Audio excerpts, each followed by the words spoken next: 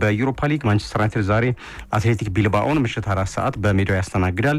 ዩናይትድ በመጀመሪያው የሳን ማሜስ ጨዋታ 3-0 አሸንፎ መመለሱ አንድ እግሩን የፍጻሜ ጨዋታ ላይ እንዲረግጥ ያደረገው ውጤት ነበር ያስመዘገበው። ቢልባኦ ለማለፍ ታምራዊ በሆነ ውጤት 3 እና ከዛ በላይ ግብ ማስቆጠር አለበት በዛሬው ጨዋታ።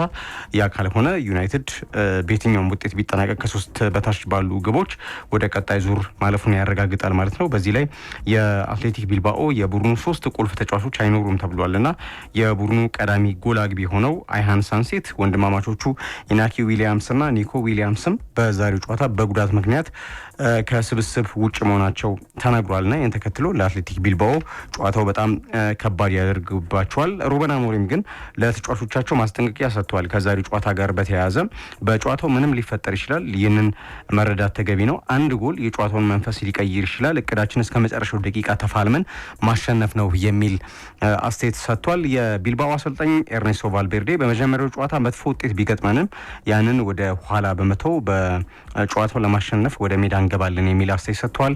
የ41 ዓመቱ ጀርመን አልቢትር ዳንኤል ሲበርት ይህንን ጨዋታ በዋና አልቢትርነት ይመሩታል።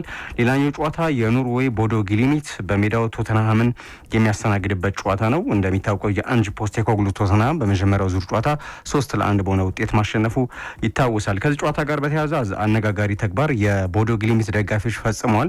ትላንትና ቶተንሃሞች በተኙበት ሆቴል ወደ ስፍራው በማቅናት የተወሰኑ የቦዶ ግሊሚት ደጋፊዎች ርችቶችን በመተኮስ እና በጣም ጩኸት በማሰማት የቶተንሃም ተጫዋቾችን እንቅልፍ ለመረበሽ ሞክረዋል ተብሏል እና ይሄ የቦዶ ግሊሚት ድርጊት አነጋጋሪ ሆኗል። በእርግጥ በዚህኛው ክለብ ደጋፊዎች ብቻ ሳይሆን በተለያዩ ክለብ ደጋፊዎች ከዚህ በፊት በአውሮፓ ውድድሮች ሲደረጉ ቀደም ብሎ የተጫዋቾች በሚተኙበት ሰዓት መረበሽ በአንዳንድ ክለቦች እየተለመደ የመጣ ጉዳይ ሆኗል በደጋፊዎች። ነገር ግን ቶተንሃም የመጀመሪያውን ጨዋታ በሰፊ የግብ ልዩነት ማሸነፉ በዛሬው ጨዋታ አሸንፎ ወደ ፍጻሜው ሊደርስ እንደሚችል የሚያመላክት ሊሆን ይችላል።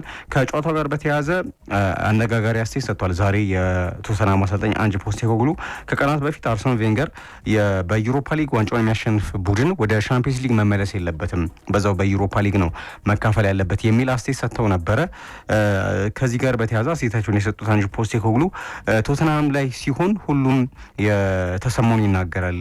ይሄ ድርጊት ላለፉት ዓመታት ተነስቶ አያውቅም።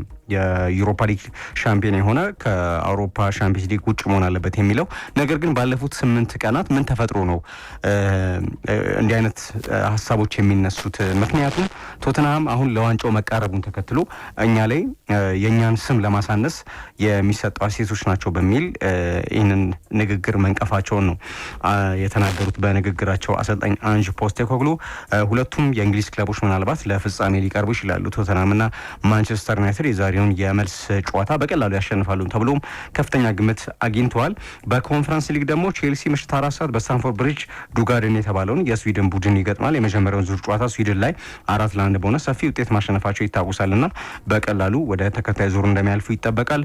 ፊዮሬንቲና በፍሎረንስ የስፔኑን ሪያል ቤቲስን የሚያስተናግድበት ጨዋታ ተጠባቂ ነው። የመጀመሪያው ጨዋታ እንደሚታወቀው ስፔን ላይ የተካሄደው ጨዋታ በሪያል ቤቲስ 2-1 አሸናፊነት ነበር የተጠናቀቀው። የአንድ ጎል ልዩነት ብቻ መሆኑን ተከትሎ ዛሬ በሁለቱ ክለቦች መካከል ከፍተኛ ፉክክር ሊኖር እንደሚችል እየተነገረ ነው የሚገኘው። ወደ ሌሎች አጫጭር ጉዳዮች ላምራ።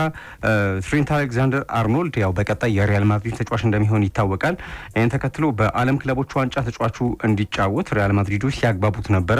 ዛሬ በወጡ መረጃዎች የስፔን ብዙሃን መገናኛዎችን ጨምሮ አርኖልድ በዓለም ክለቦች ዋንጫ ሪያል ማድሪድን ለመወከልና ለመጫወት መስማማቱ ተነግሯል። ያው የእረፍት ጊዜውን በእረፍት አያሳልፍም ማለት ነው። በቀጥታ ወደ ውድድር ነው የሚገባው።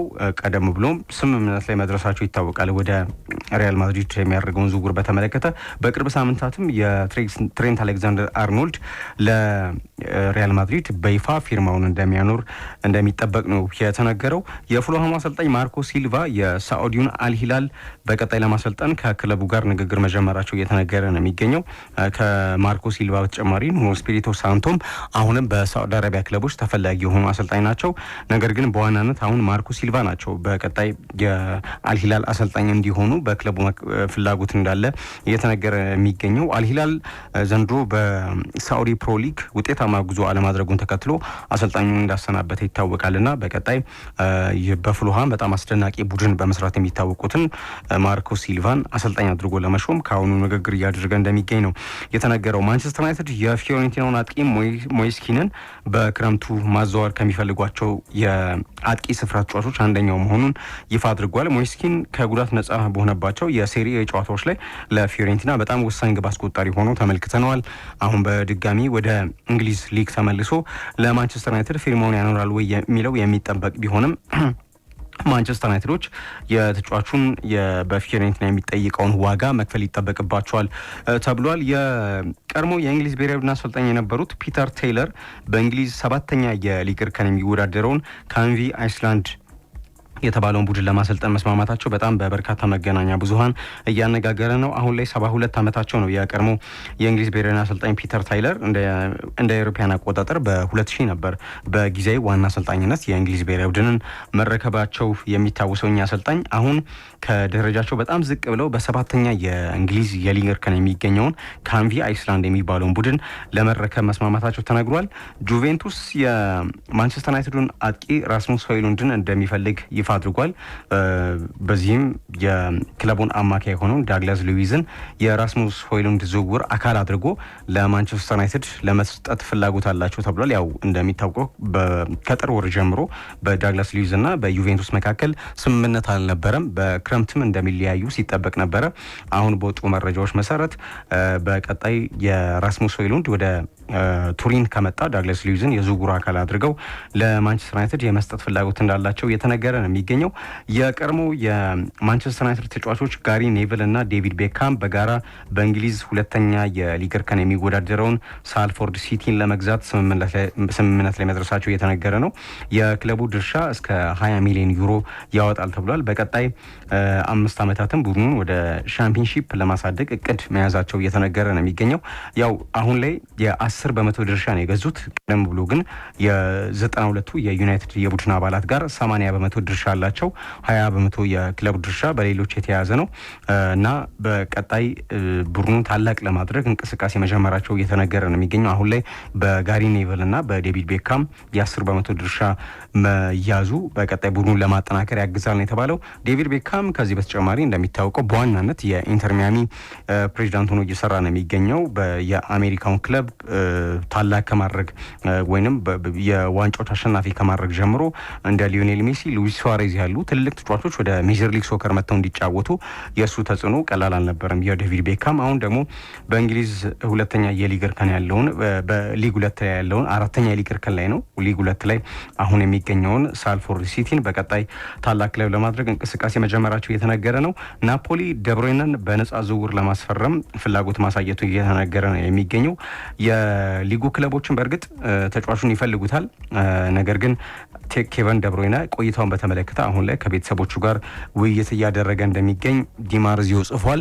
በቀጣይ ተጫዋቹ መዳረሻ ወዴት ይሆናል የሚለው የሚጠበቅ ነው የሚሆነው። ቀደም ብለው የአሜሪካ ክለቦች በተለይም ኢንተር ሚያሚ እንደዚሁም ሌሎች የአሜሪካ ክለቦች ተጫዋቹን ለማስፈረም እንቅስቃሴ ሲያደርጉ እንደነበር ይታወቃል። በተለይም ኢንተር ሚያሚ ከሊዮኔል ሜሲ ጋር በጋራ አጣምሮ በክለቡ ለማጫወት ደብሮይነን ለማስፈረም ከፍተኛ እንቅስቃሴ ሲያደርግ መቆየቱ ይታወቃል።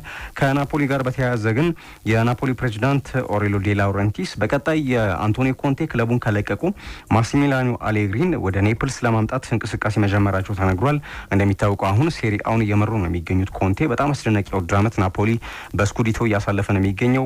ሊጉን በ3 ነጥብ ልዩነት ከኢንተር ከፍ ብሎ እየመራ ነው የሚገኘው። ቀሪ 3 ጨዋታዎች ብቻ ናቸው የሚቀሩት እና በእነዚህ ቀሪ ጨዋታዎች በራሱ የመወሰን እድል አለው የስኩዲቶ ሻምፒዮን ለመሆን ናፖሊ።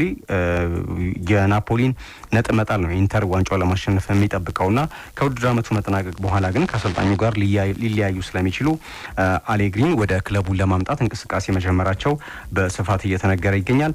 አርሰናል ደግሞ ሊያም ዴላፕን በክረምት የዝውውር መስኮት የአጥቂ ክፍሉ ለማጠናከር የማስፈረም ፍላጎት አለው። ያው ኢፕስዊች ከሊጉ ከወረደ በኋላ በበርካታ ክለቦች ከሚፈለጉ የክለቡ ተጫዋቾች መካከል አንደኛው ሊያም ዴላፕ ነው። አሁን አርሰናል ከተጫዋቹ ጋር ግንኙነት ጀምሯል። ከሊያም ዴላፕ በተጨማሪም ግን ሌሎች በርካታ የአጥቂ ስፍራ ተጫዋቾችም ከአርሰናል ጋር ስማቸው እየተነሱ የሚገኙ ተጫዋቾች ናቸው። ዛሬ ግን በክለቡ ይፋ የተደረገ መረጃ ሊያም ዴላፕ አንደኛው በክረምቱ ወደ ክለቡ እንዲመጡ በዝርዝር ከተያዙ የአጥቂ ስፍራ ተጫዋቾች አንደኛ ነው። ቀደም ብለው እንደ አሌክዛንደር አይዛክ እና የስፖርቲንግ ሊዝበኑ ቪክቶር ጎኬሬሽ ከአርሰናል ጋር የስማቸው የተያዙ ተጫዋቾች ናቸው። በተለይ አርሰናል በእንግሊዝ ፕሪሚየር ሊግም ሆነ በአውሮፓ ሻምፒዮንስ ሊግ ባደረጋቸው ጉዞዎች የአጥቂ ክፍተት በተለይ የጋብሪኤል ሄሱስ እና የካይ ሃቨርዝ መጎዳት ከፍተኛ ክፍተት ፈጥሮ እንደነበር ይታወቃል እና በዛም ሚኬል ሜሪኖን እንደ አማራጭ አድርጎ የ9 ቁጥር ተጫዋች አድርገው ሲጠቀሙት እንደነበር ይታወቃል እና አሁን በክረምቱ እነዚህን ክፍተቶች ለመሙላት ማይክል አርቴታ ከአሁኑ እንቅስቃሴ እንደጀመረ እየተነገረ ነው። ለዚህ ደግሞ አዲሱ የክለቡ ስፖርቲንግ ዳይሬክተር የሆኑት አንድሬ ቤርታ ከፍተኛ እገዛ እንደሚያደርጉ ይጠበቃል።